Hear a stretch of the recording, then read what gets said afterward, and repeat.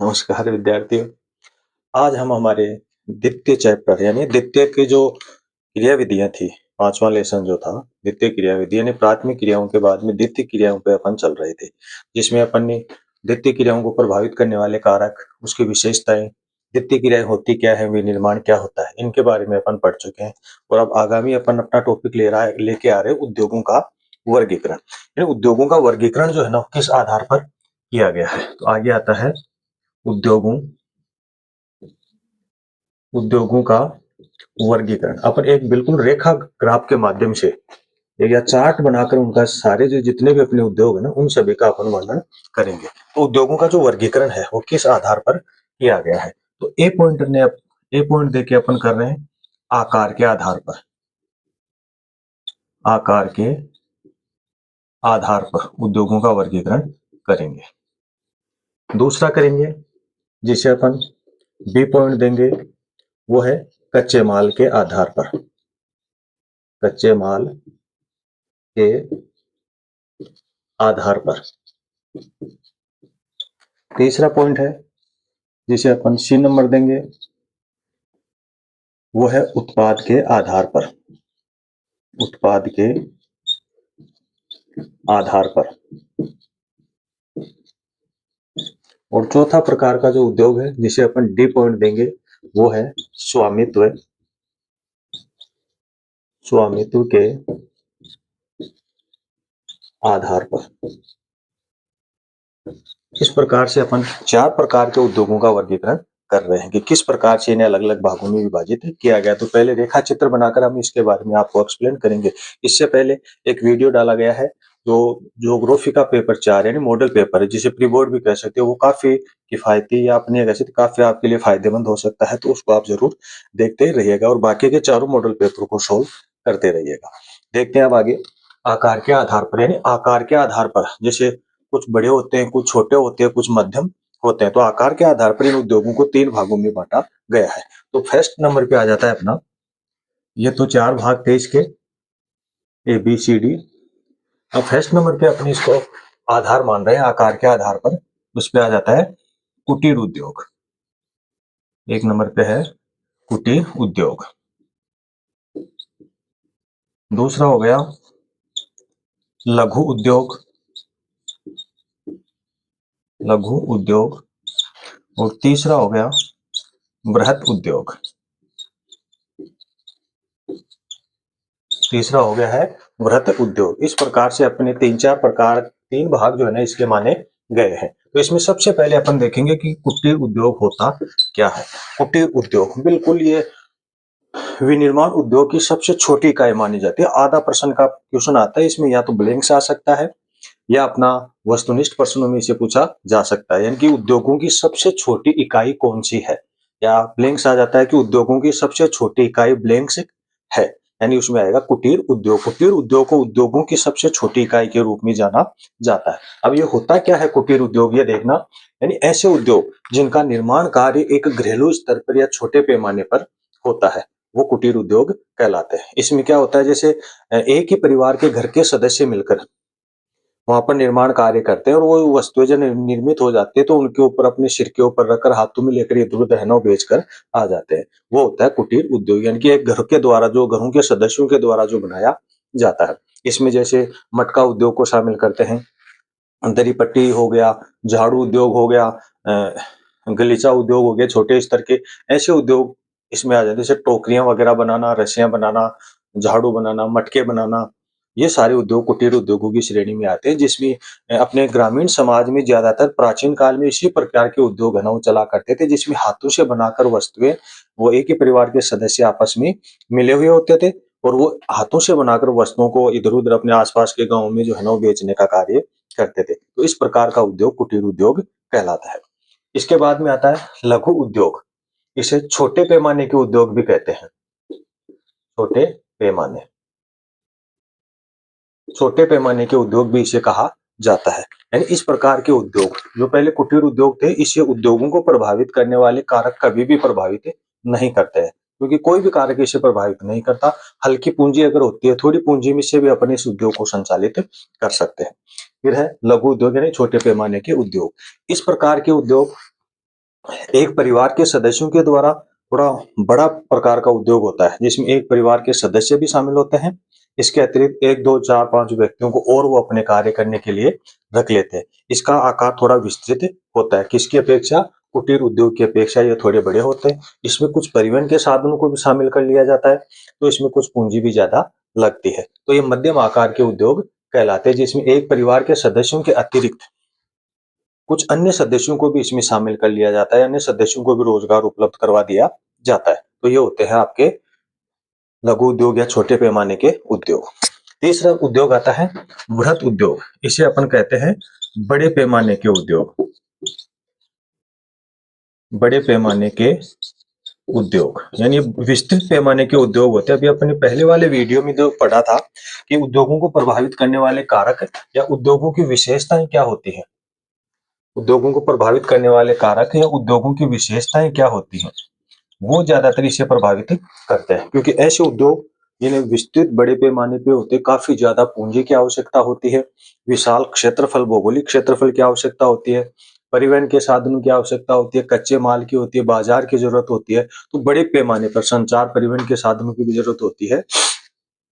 तो ऐसे उद्योग बड़े पैमाने के उद्योग कहलाते हैं। इस लेसन के शुरू में अपन ने पढ़ा कि आधुनिक विनिर्माण उद्योगों की विशेषताएं, इसको चाहिए वो विशेषताएं, इस उद्योग की वो विशेषताएं होती हैं, या उद्योगों को प्रभावित करने वाले कारक वो इसे चाहिए बड़े पैमाने के उद्योगों को, या अपन कहें वृहत प्रकार के जो उद्योग होते हैं ना, उनको उनकी जरूरत होती है। क्या? कच्चे माल की, पूंजी की, परिवहन के साधनों की, ऊर्जा के साधनों की, सस्ते व कुशल श्रमिकों की, बाजार की, इन सब की आवश्यक, कच्चा माल की, इन सब पदार्थों की आवश्यकता इस वृहत पैमाने के उद्योगों को होती है। वैसे तो कच्चे माल की इनको भी जरूरत होती है, लेकिन छोटे पैमाने पर, बहुत कम स्तर पर इन्हें ये चाहिए, जो आसानी से अपने सिर पे रखे या छोटे मोटे साधनों से जो है ना इन्हें ला सकते हैं। तो उद्योगों में सबसे बड़े पैमाने के उद्योग ये होते हैं, जो आज के आधुनिक उद्योग जिन्हें कहा जाता है, वो ये वृहत पैमाने के उद्योग या वृहत उद्योग कहलाते हैं, जिसे बड़े पैमाने के उद्योग भी कहा जाता है। क्वेश्चन जब आ जाता है तो वृहत उद्योग या बड़े पैमाने के उद्योगों को दोनों नामों से पूछा जाता है। ये हो गया एक आकार के आधार पर।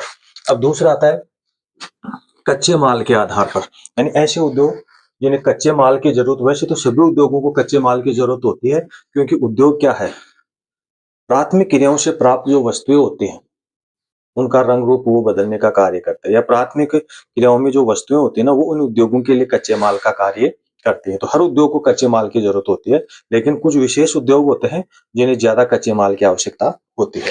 तो कच्चे माल के आधार पर अपन देखेंगे, एक नंबर पर है कृषि आधारित उद्योग। कृषि आधारित उद्योग यानी ये कृषि आधारित उद्योग, इसे अपन परिभाषित कर सकते हैं। ऐसे उद्योग जो कच्चे माल के लिए कृषि के ऊपर निर्भर होते हैं, वो कृषि आधारित उद्योग कहलाते हैं। अभी इसमें कृषि आधारित उद्योग कौन से उद्योग हैं जो कच्चे माल के लिए कृषि के ऊपर निर्भर करते हैं? जैसे सबसे बड़ा उद्योग अगर माना जाता है तो वो वस्त्र उद्योग हो गया। आज भारत में उद्योगों में सबसे बड़ा उद्योग इसे माना जाता है, वस्त्र उद्योग, जो कच्चे माल के रूप में कपास के ऊपर निर्भर रहता है। दूसरा उद्योग चीनी उद्योग, जो एक अपन कह सकते हैं कि कृषि के बाद में दूसरा इस चीनी उद्योग का ही आता है, जो काफी गुड़, चीनी, शक्कर वगैरह इससे बनाई जाती हैं। तो दूसरा है चीनी उद्योग, जो कच्चे माल के लिए गन्ने के ऊपर निर्भर करता है। इसके अलावा चाय हो गई, कॉफी हो गई, रबड़ हो गया, ये सभी ऐसे उद्योग हैं जो कच्चे माल के लिए कृषि के ऊपर निर्भर होते हैं। तो यानी ऐसे पदार्थ या ऐसे उद्योग जो कच्चे माल के रूप में के लिए कृषि पर निर्भर होते हैं, वो कृषि आधारित उद्योग कहलाते हैं। जैसे इसमें हो गया वस्त्र उद्योग हो गया, वस्त्र हो गया, रबड़ उद्योग हो गया, चाय उद्योग, कॉफी उद्योग हो गया, चीनी उद्योग, ये इसके सभी इसके उदाहरण हैं जो कृषि आधारित उद्योग कहलाते हैं, या कच्चे माल के लिए कृषि के ऊपर निर्भर रहते हैं, आश्रित रहते हैं। दूसरा आ जाता है आपका रसायन आधारित उद्योग। रसायन आधारित रसायन आधारित उद्योग यानी ऐसे उद्योग जो कच्चे माल के रूप में रसायनों के ऊपर है ना निर्भर करते हैं, वो रसायन आधारित उद्योग कहलाते हैं। इनमें देखते हैं अपन, जैसे पेट्रो रसायन वगैरह हो गया, इसके अलावा प्लास्टिक उद्योग हो गया, ये सभी रसायन आधारित उद्योगों की श्रेणी में शामिल किया जाता है। कि ऐसे उद्योग जो कच्चे माल के लिए रसायनों के ऊपर निर्भर करते हैं, रसायन आधारित उद्योग कहलाते हैं। जैसे इसमें पेट्रो रसायन हो गया या पेट्रोलियम अपन कह सकते हैं, पेट्रो रसायन उद्योग हो गया, ये इसी के अंदर होते हैं। जैसे प्लास्टिक हो गया, प्लास्टिक उद्योग, ये सभी रसायन आधारित उद्योग हैं।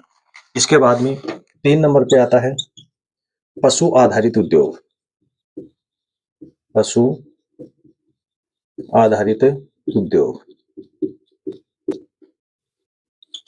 पशु आधारित उद्योग, इसमें क्या है, नाम से पता चल रहा है कि पशु यानी ऐसे उद्योग जो कच्चे माल के रूप में या कच्चे माल के लिए पशुओं के ऊपर निर्भर करते हैं, या पशुओं से प्राप्त होने वाले उत्पाद जिन उद्योगों में ले जाकर उन्हें नया रूप दिया जाता है, ऐसे उद्योग पशु आधारित उद्योग कहलाते हैं। जैसे मान लो अपना दुग्ध उद्योग है, दुग्ध से भिन्न भिन्न प्रकार के, जैसे कोई मिठाइयां वगैरह बनाए जाते हैं, भिन्न भिन्न प्रकार के उत्पाद से जो वस्तुएं बनती हैं, वो दुग्ध उद्योग जो है ना, वो पशु आधारित उद्योगों में आता है। पशु से प्राप्त होने वाला चमड़ा है, चमड़ा उद्योगों में काम में लिया जाता है। जैसे ऊन वगैरह हो गया, वो ऐसे उद्योगों में काम में लिया जाता है। जैसे दुग्ध वगैरह की वस्तुएं बनाने के लिए या दूध से अन्य वस्तुएं बनाई जाती हैं, चमड़ा उद्योग वगैरह हो गया, ऊन वस्त्र उद्योग हो गए, ये सारे के सारे पशु आधारित उद्योग कहलाते हैं। यानी कि ऐसे उद्योग जो कच्चे माल के रूप में पशुओं से प्राप्त वस्तुओं का उपयोग करके वस्तुओं का निर्माण करते हैं, वो पशु आधारित उद्योग कहलाते हैं। इसके बाद में आ गया वन आधारित उद्योग। चौथा आ गया वन आधारित उद्योग। वन आधारित उद्योगों में क्या है, नाम से इसमें भी पता चल रहा है, ऐसे उद्योग जो कच्चे माल के लिए वनों के ऊपर निर्भर होते हैं, वन आधारित उद्योग कहलाते हैं। यानी कि उन्हें वनों से कच्चा माल प्राप्त होता है। जैसे फर्नीचर उद्योग है, फर्नीचर उद्योग को लकड़ी कहाँ से प्राप्त होती है, वनों से प्राप्त होती है, तो फर्नीचर उद्योग एक वन आधारित उद्योग है। इसके अलावा जैसे दिया सिलाई है, दिया सिलाई बनाने वाले जो लकड़ी वहां से बनाते हैं, वो लकड़ी चाहिए उन्हें। जैसे बीड़ी उद्योग है, जो तेंदु पत्ते यानी तेंदु वृक्ष होता है, उसे उसके पत्ते से बीड़ी बनाई जाती है।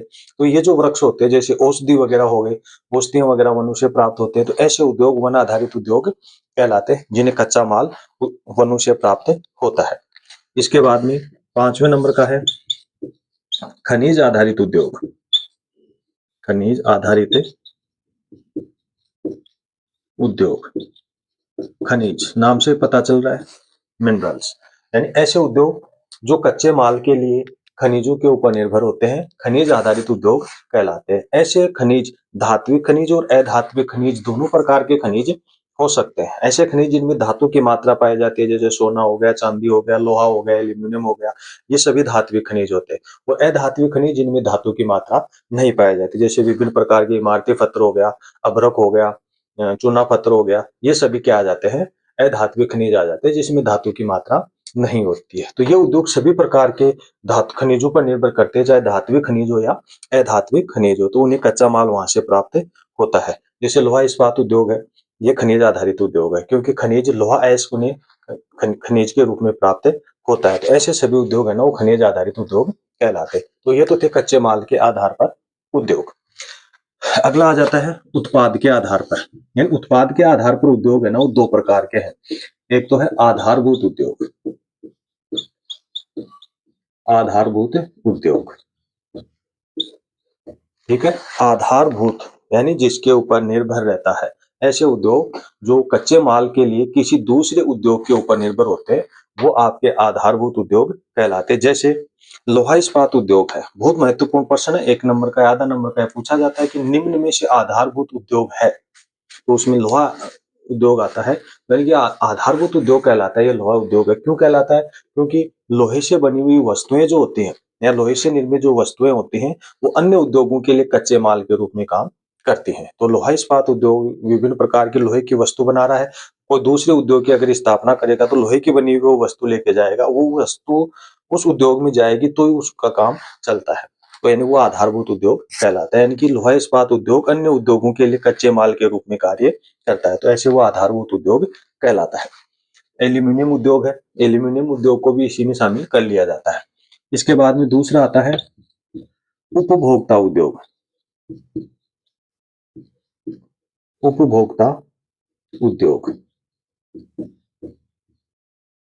उपभोक्ता उद्योग यानी ऐसे उद्योग जो उपभोक्ताओं व्यक्तियों के लिए भिन्न भिन्न प्रकार की वस्तुओं का निर्माण करता है, और वो भी कौन सी वस्तुएं, दैनिक जीवन में काम में आने वाली वस्तुएं इसमें शामिल होती हैं। तो ऐसे उद्योग उपभोक्ता उद्योग कहलाते हैं। जैसे दैनिक जीवन में काम में आने वाले व्यक्तियों के लिए जैसे डेली डेली यूज के जो कपड़े हो गए, खाना हो गया, बिस्किट हो गया, कोलगेट हो गया, भिन्न भिन्न प्रकार की वस्तुएं होती है जो मानव दैनिक जीवन में रोज है ना उसे काम में लेता है। तो ऐसे उद्योग जो है ना वो उपभोक्ता उद्योग कहलाते हैं। अब डी नंबर का है आपका, ऐसे डी नंबर के में अगर शामिल करें तो इस डी नंबर में आ जाता है आपका, ये डी नंबर भी जो है ना वो 3 प्रकार के हैं। ध्यान में रखना इसे, ये डी नंबर का जो है ना वो 3 प्रकार का है। 3 प्रकार कौन कौन से हैं अभी अपन उसको इसमें पढ़ रहे हैं। यानी एक तो आ जाता है सार्वजनिक उद्योग, सार्वजनिक उद्योग, इसमें अपन ये कह सकते हैं स्वामित्व यानी मालिकाना हक, स्वामी मालिकाना हक के आधार पर ये उद्योग है ना वो 3 प्रकार के होते हैं, जिसमें एक आ जाता है सार्वजनिक उद्योग। यानी इस ऐसे उद्योगों के ऊपर पूरा का पूरा संचालन का कार्य, मैनेजमेंट का कार्य, देख रेख का कार्य, हर प्रकार का कार्य सरकार का होता है, इसलिए इसे सार्वजनिक उद्योग कहा जाता है। अब सार्वजनिक उद्योगों में क्या क्या शामिल होता है, एक तो है सेल, SAIL, सेल, और एक है भेल, BHEL। सेल, सेल क्या है, सेल को अपन कह सकते हैं steel Authority of India, steel Authority of India, ये हो गया सेल। भेल का मतलब क्या है, Bharat heavy electrical, Bharat heavy electrical limited, ये हो गया भेल यानी स्टील अथॉरिटी ऑफ इंडिया।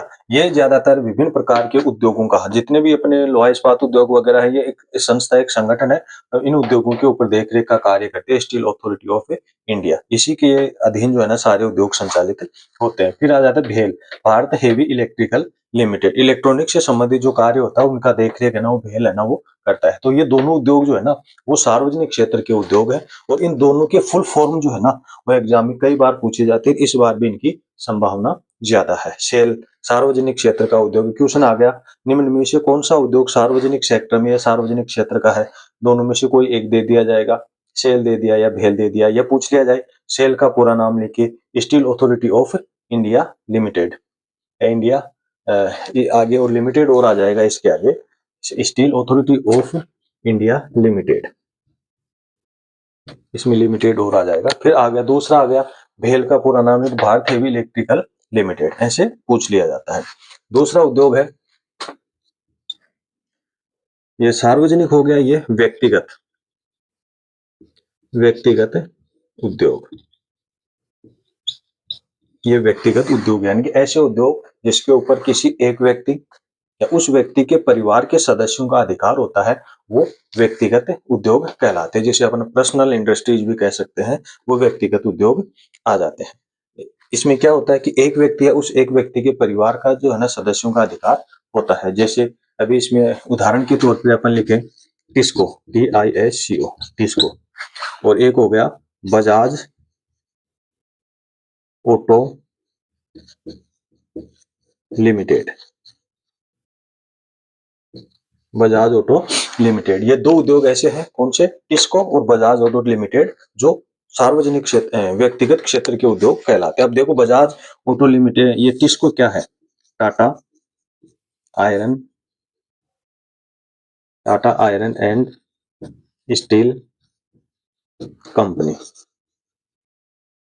ये टिस्को है, जिसे अपन टिस्को कहते हैं, Tata iron and steel company. व्यक्तिगत ध्यान में देना, ये पहली वो मिल है जिसे जमशेदजी टाटा ने झारखंड के सांकची गांव में जो है ना स्थापित किया था, क्योंकि वहां के लोग जो है झारखंड के सांकची गांव के, वे लोग जंगलों से, पर्वतीय क्षेत्रों से इस कच्चे लोहे को भरकर सिर पे रखे झारखंड के क्षेत्रों में ना वो बेच कर आते थे। जब जमशेदजी टाटा जो एक उद्योगपति थे, उन्होंने ये स्थिति देखी तो वहां पर अपना उद्योग स्थापित किया, और आज इतना बड़ा उद्योग हो गया है। और वही सांकची गांव, सांकची पहली जो है ना ये उद्योग जो है कहां पर स्थापित किया गया था, सांकची गांव में स्थापित किया गया था झारखंड के।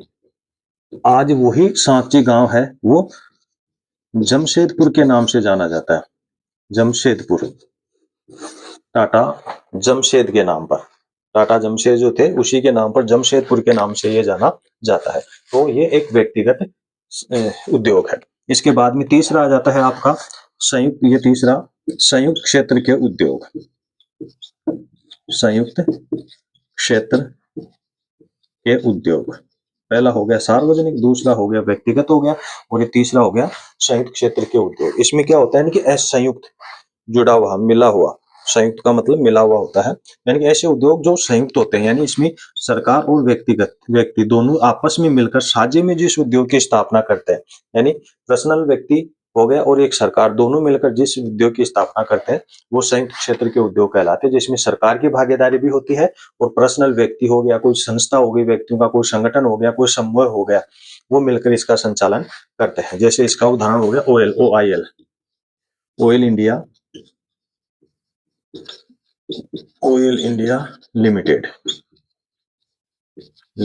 ये एक संयुक्त क्षेत्र का उद्योग, इसका भी नाम है ना पूछ लिया जाता है। तो ज्यादातर इस SAIL Steel Authority of India का पर्सन आता है, भारतीय हेवी इलेक्ट्रिकल की पूरा नाम पूछ लिया जाता है, टिस्को का पूरा नाम पूछ लिया जाता है, और बजाज ऑटो लिमिटेड, और इधर आपका ऑयल इंडिया लिमिटेड का के बारे में भी है ना पूछ लिया जाता है। तो इस प्रकार से उद्योगों के वर्गीकरण में उद्योगों को 4 भागों में बांटा गया था और फिर इसके अलग अलग उप विभाजन किए गए थे। इसके अलावा और आ जाता है इसमें थोड़ा उच्च प्रौद्योगिकी या तकनीकी युक्त उद्योग, उच्च प्रौद्योगिकी,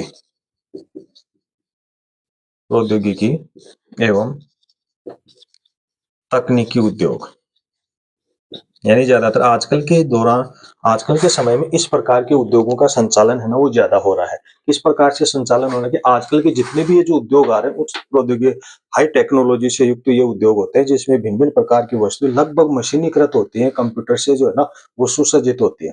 इसके लिए होता क्या है कि कंप्यूटर पे सिर्फ कमांड दी जाती है और कमांड कंप्यूटर जो है ना उसी प्रकार की वस्तुओं का उत्पादन करता रहता है। ये काफी ज्यादा पूंजी प्रधान उद्योग होते हैं, अधिक मात्रा में यहाँ पर पूंजी की आवश्यकता होती है, काफी लंबा चौड़ा परिसर होता है इसके लिए। क्यों होता है? क्योंकि कच्चे माल के भंडारण के लिए, अलग अलग प्रकार के उत्पादों के स्टोरेज के लिए, वहां पर भिन्न भिन्न प्रकार के जो मशीनरी वगैरह होती है उनके लिए, अलग अलग प्रकार की व्यवस्था, परिवहन के साधनों के लिए काफी ज्यादा महंगा सिस्टम ये होता है, जो आजकल शुरुआत में इसके यूरोपीय देशों में जो है ना इसकी शुरुआत हुई थी, लेकिन आजकल विश्व के सभी देशों में जो है ना ये फैल रहे हैं। इसके अलावा एक और आ जाता है इसमें स्वच्छंद उद्योग, स्वच्छंद उद्योग, यानी इस प्रकार के जो उद्योग होते हैं ये क्या होते हैं कि कच्चे माल के लिए ये निर्भर नहीं होते हैं, किसी उद्योगों के ऊपर ये कच्चे माल के ऊपर निर्भर नहीं होते, बल्कि ये भिन्न भिन्न प्रकार के कुल कल पुर्जों के ऊपर निर्भर होते हैं। क्योंकि ज्यादातर जैसे अपना पंखा उद्योग है, ये भिन्न भिन्न प्रकार के तैयार किए गए कच्चा माल होता है जिनका उपयोग ये करके अपनी विभिन्न प्रकार की वस्तुएं निर्मित कर देता है। तो ऐसे उद्योग जो है ना वो स्वच्छंद उद्योग कहलाते हैं, क्योंकि ना तो ये वजन घटने वाले माल पर निर्भर होते हैं या ज्यादा भारी माल के ऊपर ये निर्भर होते हैं, बल्कि ये कल पुर्जों के ऊपर निर्भर होते हैं। इसी के बाद में एक और आ जाता है प्रौद्योगिकी धुर, प्रौद्योगिकी धुर। अब प्रौद्योगिकी ध्रुव क्या होता है? यानी भिन्न भिन्न प्रकार की विशेषताओं वाले उद्योग होते हैं जो किसी एक क्षेत्र में स्थित न होकर भिन्न भिन्न क्षेत्रों में स्थित होते हैं, ये आपस में कनेक्टेड होते हैं। जैसे अमेरिका के सैन फ्रांसिस्को में स्थित जो सिलिकॉन वैली है, वो अपने भारत के बेंगलोर, कर्नाटक के बेंगलोर से अटैच है। तो आपस में ये दोनों क्षेत्र के लोग है ना वो मिलकर कार्य करते हैं। तो ऐसे जो उद्योग होते हैं वो ज्यादातर प्रौद्योगिकी ध्रुव कहलाते हैं, जिसके कार्यालय भिन्न भिन्न देशों में होते हैं। यहाँ पर ज्यादातर जैसे विभिन्न प्रकार की सेवाएं प्रदान करने वाले कार्य किए जाते हैं, जैसे कॉल सेंटर वगैरह हो गया, जैसे किसी भिन्न भिन्न प्रकार की वस्तुओं की जानकारी देने वाले क्षेत्र होते हैं, जहाँ पर अपन भिन्न भिन्न प्रकार के ऑनलाइन माध्यम से भिन्न भिन्न प्रकार की वस्तुओं का संग्रहण करते हैं। तो ऐसे जो है ना वो प्रौद्योगिकी ध्रुव कहलाते हैं, जो आज के इस तकनीकी युग में काफी उनका विकास है ना वो ज्यादा हो रहा है। तो इस प्रकार से अपने जो द्वितीय क्रियाएं थी, यानी विनिर्माण उद्योग या उद्योग है, वो लेसन आज पूरा हो रहा है। तो अगले वीडियोज में अपन लेकर आ रहे हैं तृतीयक और चतुर्थक क्रियाकलाप, क्योंकि अपने पहले ही देखा था कि आर्थिक क्रियाएं, मानव अपनी आजीविका के लिए जो भी कार्य करता है वो आर्थिक क्रियाएं कहलाता है। ये कितने प्रकार की होते हैं? तो इसमें अपन ने 4-5 प्रकार के बताए थे, प्राथमिक, द्वितीयक, तृतीयक, चतुर्थक और पंचम क्रियाकलाप। जो प्राथमिक क्रिया करने वाले लोग थे वो रेड कॉलर श्रमिक कहलाते थे, और जो द्वितीय क्रिया करने वाले लोग हैं यानी विनिर्माण उद्योग से संबंधित है वो ब्लू कॉलर श्रमिक कहलाते हैं। इसके साथ ही आप अपने इस वीडियोज को, यूट्यूब चैनल को सब्सक्राइब, लाइक और शेयर जरूर करते रहिए, ताकि अधिक लोगों तक अपने द्वारा ये जो वीडियोज़ बनाए जा रहे हैं वो अधिक लोगों तक पहुँच सके। धन्यवाद।